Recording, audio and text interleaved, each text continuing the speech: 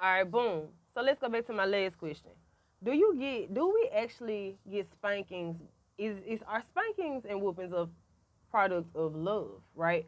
Because like I said, like people, like growing up, your big mom and them used to whoop your ass. And they say, I do this because I love you. You know, I do this because I love you. But the truth is were they whooping your ass because they loved you, or were they whooping your ass because they were scared something was gonna happen to you? Hear me out. Hear me out. Now, honestly, I 100% think that they was whooping your ass because they didn't want anything to happen to you because of the decisions that you were making. But sometimes, in my opinion, I do think a lot of them whoopings were unnecessary. And a lot of them spankings were unnecessary. And a lot of them came out of fear from what they had been through in their lives. Each generation has a little bit more freedom in certain areas than they used to, right? Each generation, each decade, there is a new generation of people that are born, right? And so whatever happened in the 80s babies, I don't know nothing about that, right? I was a 90s baby, you know? So my liberties were different. The 2000s babies that came after me, their liberties are different. You understand what I'm saying? One thing I know, like, is that I had to realize, like when I was speaking about when I was whooping my dog, right? I had to realize that that dog's life is not my life, right?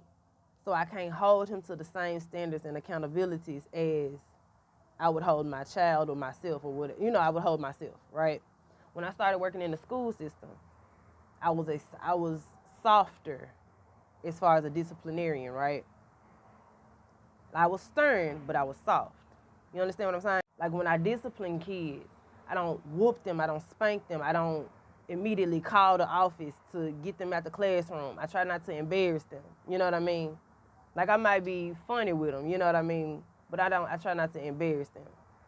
But really embarrassment is all about your ego. You know what I'm saying? And the intention of the other person. But I try not to embarrass them.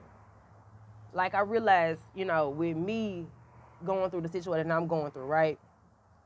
I stepped out of the school system, and I've had a collective of people kicking my ass every day, all day, about different stuff, like literally beating me, right? Trying to beat me into submission or beat me into whatever, right? And I realized that when I had my cat, and I started whooping my pets again, like beating and whooping them, and I was like, wait a minute, here's a repetitive cycle. Right? Because if you remember, I said when I started whooping my dog, I did that because that's how I grew up. So here I am again being whooped or beaten, right? Again. And then I get my cat and I realized the other day, I was like, wait a minute. I'm doing this because this is what's being done to me. You understand what I'm saying? And I was like, I could literally teach my cat a different way without having to whoop her ass like that. You understand what I'm saying? Because when you start to whoop people and keep them in line, it blocks it goes against their innate intuition, right? So this is why people that, like kids that get their ass whooped a lot, they grow up to be people pleasers because it goes against their innate intuition. You understand what I'm saying? Like hardcore guys that go into jail, a lot of them go into jail just because they are no tolerance, no bullshit type people. But when they go into the jail system, they get their ass whooped, they come out, they totally different people. You know what I'm saying? And sometimes people don't know the difference between being stern and being a hard ass. There's two totally different things. I'm a very stern individual, not a hard ass individual. But the point that I'm trying to make is that the point that I'm trying to make is that our whoopings actually and beatings actually done out of love, or are they done out of fear? And if we sit here and we think about the cases such as like Michael Brown, Philando Castile, and just a lot of other guys that had been beaten by the police, what was always their excuse? I did it out of fear. Think about it. In most domestic violence cases, right? Why is that man, in most cases, why is that man beating on that woman? Because he was afraid you was gonna leave him for somebody better.